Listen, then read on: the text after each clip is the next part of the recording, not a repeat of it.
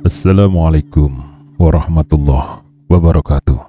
Rahayu, Sagung Dumadi. Masih bersama kami di channel Babat Nusantara.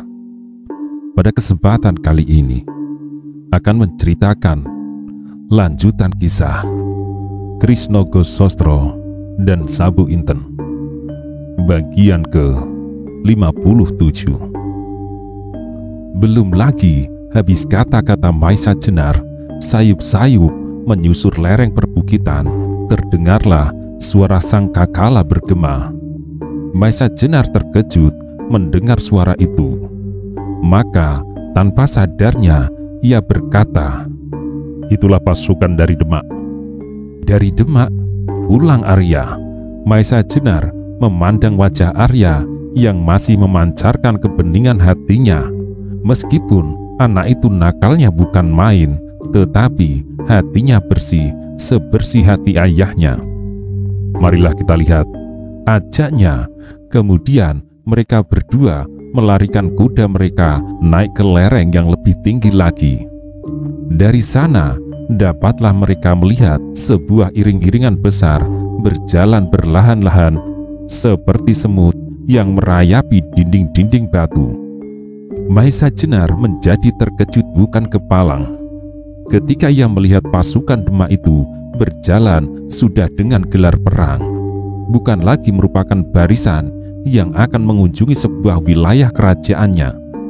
Gelar itu merupakan gelar yang langsung akan dapat menghantam pertahanan lawan, yaitu gelar Cakra Buha. Hati Maisa Jenar berdebar sangat kerasnya.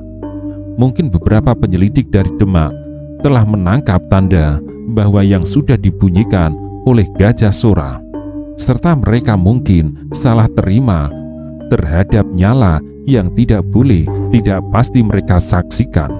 Nyala api yang ditimbulkan oleh kelakuan gerombolan uling dari Rowo Pening yang merasa sangat berkepentingan apabila di Banyu Biru timbul keributan-keributan. Segera Maisa Jenar pun teringat bahwa Gajah Sora telah pula menyiapkan pasukannya. Maka apabila tidak ada pencegahan, pertempuran yang dahsyat pasti akan terjadi. Karena itu, dengan tergesa-gesa, Maisa Jenar mengajak Arya Saloka untuk segera kembali menemui Ki Ageng Gajah Sora. Dengan kecepatan penuh, Maisa Jenar dan Arya Saloka melarikan kuda masing-masing langsung menuju ke alun-alun Banyu Biru.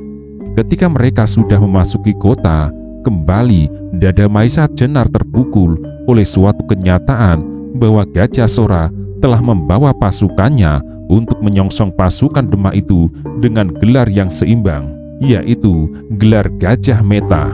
Gajah Sora tampak garang di atas kuda putihnya. Di tangannya tergenggam erat pusaka Banyu Biru yang sakti, yaitu Kiai Bancak. Di samping dengan kepala menengadah tampak orang yang telah agak lanjut usia, tetapi ialah satu-satunya kepercayaan yang tak pernah berkisar dari samping Gajah Sora, yaitu Wonomerto. Di sisi lain, dengan kepala tegak dan dada terbuka, seorang pemuda yang kelak akan terkenal namanya sebagai seorang perwira, yaitu Panjawi. Di belakangnya berturut-turut berjalan beberapa perwira pilihan. Di belakangnya lagi berkibarlah dengan megahnya bendera-bendera lambang kebesaran tanah perdikan Banyu Biru. Panji-panji di atas dasar merah bertulis gambar seekor gajah berwarna kuning keemasan. Di samping bendera itu berkibar pula beberapa panji-panji kemegahan serta umbul-umbul beraneka warna yang bertangkaikan tombak-tombak yang sudah tak bersarung. Melihat pasukan itu, sejenak Maisa Jenar tertegun. Ia adalah bekas seorang prajurit yang tidak saja 1-2 kali mengalami pertempuran-pertempuran hebat, tetapi ketika ia melihat tata barisan Gajah Sora dan gelar Gajah Meta, hatinya kagum juga. Ia jadi percaya bahwa Laskar Banyu Biru merupakan laskar yang sudah masak di bawah pimpinan seorang yang mempunyai pengetahuan yang cukup. Tetapi ketika ia teringat akan kemungkinan yang terjadi apabila pasukan ini bertemu dengan pasukan Demak, darahnya menjadi berdesir cepat. Maka segera ia melarikan kudanya langsung menuju ke arah Gajah Sora. Gajah Sora melihat kedatangan Maisa Jenar, tetapi sikapnya menjadi agak lain dari biasanya. Dengan pandangan kosong, Gajah Sora menghentikan kudanya dan bertanya hambar, "Apakah maksud Adi Maisa Jenar menemui aku?" Maisa Jenar merasakan perbedaan sikap ini, tetapi ia tidak peduli. Dengan suara yang pelan-pelan tetapi jelas menceritakan apa yang dilihatnya. Orang-orang menyaru sebagai prajurit-prajurit Demak telah membakari rumah-rumah penduduk. Dengan demikian, maka laporan yang sampai kepada Gajah Sora pasti prajurit-prajurit Demak yang melakukan pembakaran itu. Gajah Sora mendengar dengan baik kata-kata Maisa Jenar, tetapi wajahnya sama sekali tidak berubah. Meskipun demikian, ia bertanya, "Lalu apa kata Adi Maisa Jenar terhadap gelar Cakrabuya itu?" Mendengar pertanyaan itu, terasa suatu berdesir di dada Maisa Jenar. Rupa-rupanya Gajah Sora telah mengetahui bahwa prajurit Demak mendekati Banyu Biru dalam gelar perang yang berbahaya. Karena itu, untuk beberapa saat ia tidak menjawab. Baru kemudian Maisa Jenar berkata, "Kakang Gajah Sora, ini adalah suatu kesalahpahaman yang berbahaya." "Sudahlah Adi," potong Gajah Sora. "Aku sudah mengatakan bahwa aku menyadari kesulitan Adi sekarang ini. Karena itu, aku persilahkan Adi kembali saja." Sebenarnya Maisa Jenar sama sekali tidak senang mendengar kata-kata Gajah Sora itu. Tetapi ketika ia akan menjawab, dilihatnya Gajah Sora melambaikan tangannya dan iringan-iringan itu mulai bergerak kembali. Iringan-iringan raksasa yang terdiri ribuan prajurit yang terpecah-pecah menjadi bagian dalam gelar yang lengkap Gajah Meta. Maisa Jenar menjadi bertambah bingung. Ia merasa bahwa agak terlambat untuk menahan Gajah Sora. Namun ia tidak putus asa. Tanpa mengingat kemungkinan yang dapat terjadi atas dirinya apabila ia bertemu dengan prajurit-prajurit Demak, Maisa Jenar mengikuti perjalanan pasukan biru untuk menyongsong kedatangan pasukan dari Demak. Setelah itu, tak sepatah kata pun yang terdengar. Masing-masing berjalan tanpa bersuara. Di kepala masing-masing berputarlah berbagai masalah yang berbeda-beda. Selangkah demi selangkah, Laskar Banyu Biru maju terus, dan selangkah demi selangkah mereka semakin dekat dengan pasukan-pasukan yang datang. Tetapi setiap jengkal mereka maju, setiap kali pula dada Maisa Jenar merasa terbentur suatu yang seolah-olah hendak pecah oleh ketegangan yang semakin memuncak. Sebentar kemudian pasukan itu menyusup, menerobos pepohonan dan kebun-kebun yang sedang memamerkan buah-buahan yang lebat, menembus pagar-pagar dan meloncati dinding-dinding rendah untuk tidak mengubah tata barisan mereka dalam gelar perang di Rada Meta. Kemudian muncullah pasukan itu di lapangan terbuka, sebuah padang rumput tempat para pengembala melepaskan binatang-binatang peliharaan. Masih dalam tata barisan yang teratur, mereka menuruni lereng Bukit Telomoyo. Sejenak kemudian Gajah Sora melambaikan tangannya dan berhenti iring-iringan pasukan Banyu Biru. Bersamaan dengan itu, hampir berbareng terdengar gumam yang seperti mengumandang di antara anggota laskar itu. Sebab jauh di hadapan mereka, di bawah kaki Bukit Telomoyo, tampaklah dalam gelar Cakrabuha pasukan-pasukan dari Demak. Lebih dari itu semua adalah guncangan dada Maisa Jenar. Kini mereka benar-benar dadanya serasa akan meledak. Tidak saja sedapat mungkin dirinya selalu berusaha untuk menjauhi setiap prajurit dari Demak, untuk melenyapkan segala kenangan pada masa kebanggaannya sebagai seorang prajurit pengawal raja, tetapi sekaligus ia merasa terharu melihat kebesaran pasukan itu. Meskipun masih belum begitu jelas, tetapi bagi Maisa Jenar, apa yang dilihatnya itu seolah-olah telah melekat di pelupuk matanya. Dengan membeda-bedakan warna pakaian mereka yang tampak seperti kelompok-kelompok yang beraneka warna, Maisa Jenar segera mengenal pasukan dari kesatuan apa saja yang telah ditugaskan untuk datang ke Banyu Biru. Karena pengenalan itu pula Maisa Jenar merasakan suatu tekanan yang dahsyat dalam hatinya, sebab ia mengetahui dengan pasti bahwa benar-benar pasukan itu merupakan pasukan tempur yang kuat sekali. Dalam gelar Cakrabuha yang merupakan lingkaran bergerak itu, tampaklah dalam kelompok depan pasukan Wiratamtama dengan bendera yang terkenal Tunggul Dahana. Bendera yang mempunyai dasar merah dan bergaris hitam lintang melintang pada gerigi di sebelah kiri tampak pasukan penggempur Angkatan Laut Demak yang terkenal. Pasukan ini diikutsertakan dengan suatu kemungkinan terjadi pertempuran di daerah Rowo-Rowo. Di bawah panji-panji Suropati, yaitu sebuah panji-panji yang berwarna merah bergambar ikan suro raksasa menggigit sebilah keris berwarna putih. Pasukan penggempur Angkatan Laut yang berwarna Wirojolopati itu merupakan kesatuan yang mengerikan. Yang lebih menggetarkan dada Maisa Jenar adalah pasukan yang berada dalam lingkungan gerigi sebelah kanan. Pasukan ini adalah pasukan yang tak asing lagi baginya, sebab ia sendiri pernah menjadi bagian pasukan tersebut, yaitu pasukan Noromenggolo di bawah panji-panji Garuda Rekta. Panji-panji yang berwarna kuning dengan lukisan seekor Garuda yang berwarna merah, yaitu pasukan pengawal raja. Maisa Jenar sadar bahwa pasukan inilah yang harus membawa kembali Kiai Nogososro dan Kiai Sabu Intun dengan selamat sampai di istana.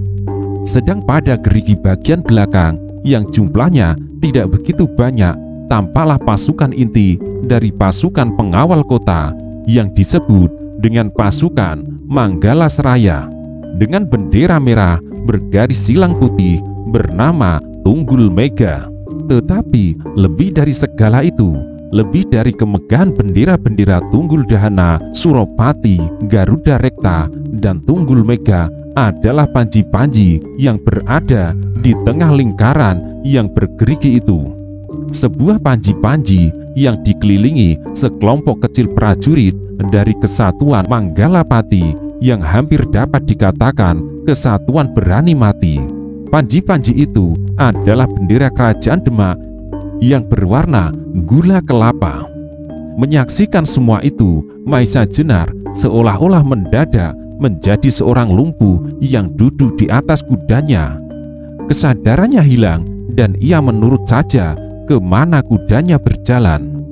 Hal itu bukanlah disebabkan ia merasa takut berhadapan dengan kesatuan itu, sebab ia adalah setingkat dengan setiap perwira yang memimpin setiap kesatuan dalam pasukan Demak itu. Bahkan mungkin Maisa Jenar masih memiliki kelebihan-kelebihan yang langsung diterima dari gurunya. Tetapi perasaan yang tak dapat disebutkan sebabnya telah menjalari dirinya. Tanpa disengaja Maisa Jenar memandang ke arah Gajah Sora yang masih diam seperti patung memandangi pasukan Demak yang mendekatinya. Perasaannya bergolak hebat. Sebenarnya Gajah Sora sama sekali tidak mencempaskan pasukannya, sebab ia merasa bahwa kekuatan kedua pasukan itu tidak akan terlalu banyak terpaut. Meskipun nilai dari setiap anggota Laskar Banyu Biru tidak dapat menandingi prajurit-prajurit dari Demak, Gajah Sora juga mempunyai beberapa orang pilihan dan mempunyai pasukan yang lebih banyak. Kalau perlu, ia dapat mengubah gelarnya dalam gelar Samudra Rob atau Glati Neba seperti banjir melanda pasukan Demak. Untuk beberapa saat, pasukan Banyu Biru di bawah panji-panji di Rada Sakti, yaitu panji-panji merah berlukiskan gajah yang berwarna kuning emas itu masih diam tak bergerak. Sementara pasukan Demak semakin lama semakin dekat. Karena itu, semakin jelaslah kemudian setiap langkah dari setiap orang dalam gelar Cakrabuha yang sempurna. Namun, sampai sekian mereka masih belum dapat mengenal orang-orang yang diserai tugas memimpin pasukan Demak itu. Sesaat kemudian, setelah pasukan itu menjadi semakin dekat, tampaklah seorang yang duduk di atas kuda berwarna sawo yang agaknya memegang pimpinan, melambaikan tangannya.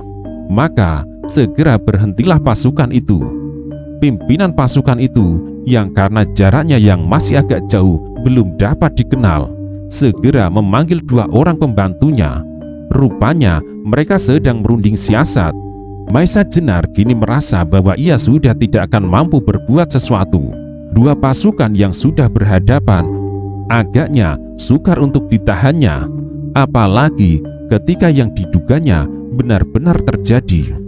Menurut perhitungan Maisa Jenar, pasukan Demak tidak mungkin dapat melawan pasukan Banyu Biru dalam gelar yang sedemikian, sebab keadaan medan memang menguntungkan pasukan Banyu Biru yang berada di tempat yang lebih tinggi.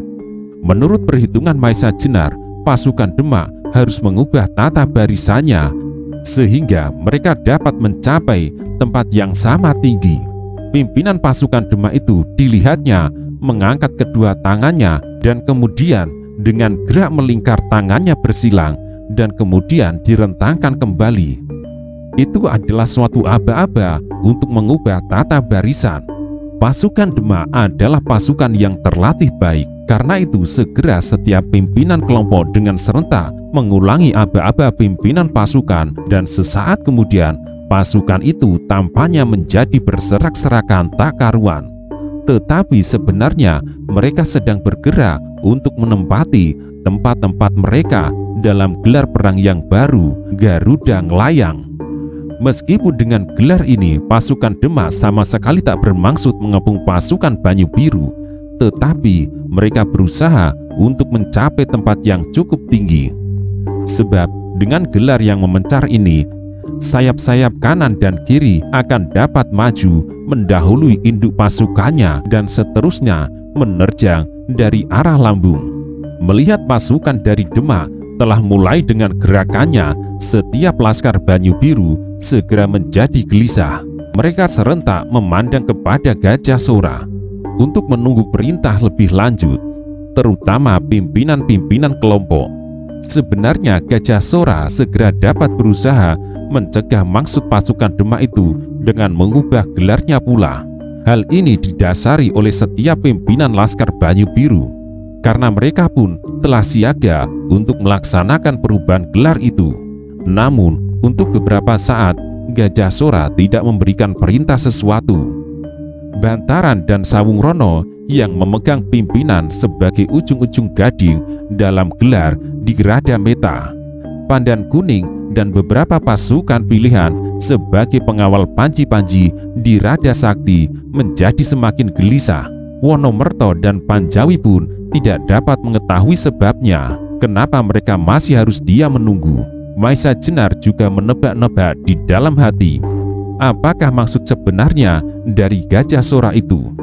Ataukah ia mempunyai suatu siasat di luar pengetahuannya?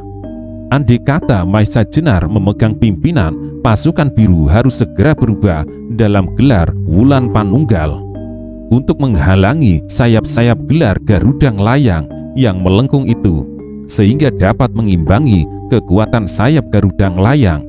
Apalagi jumlah mereka lebih banyak. Dalam setiap perhitungan perang, waktu memegang peranan yang penting, sehingga meskipun hanya sekejap, kadang-kadang mempunyai arti yang besar.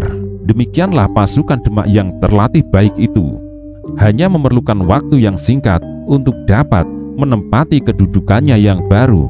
Bahkan pasukan sayap kanan dan kiri telah mulai mendaki tebing. Melihat semua itu, Panjawi dan Sawung Rono hanya dapat saling memandang, dan sekali dua kali mereka melemparkan pandangan kepada Maisa Jenar yang berada di luar kedudukan gelar, meskipun ia berada tidak jauh dari mereka itu. Sebenarnya di dalam hati Maisa Jenar tersimpanlah suatu kecemasan yang sangat besar melihat tingkah laku Gajah Sora. Mungkin ia menjadi gelap mata dan putus asa, sehingga sejak langkah pertama sudah akan dipergunakan gelar-gelar yang menentukan seperti gelar Samudra Rob dan Gelatik Nebo yang sebenarnya sama sekali tidak perlu.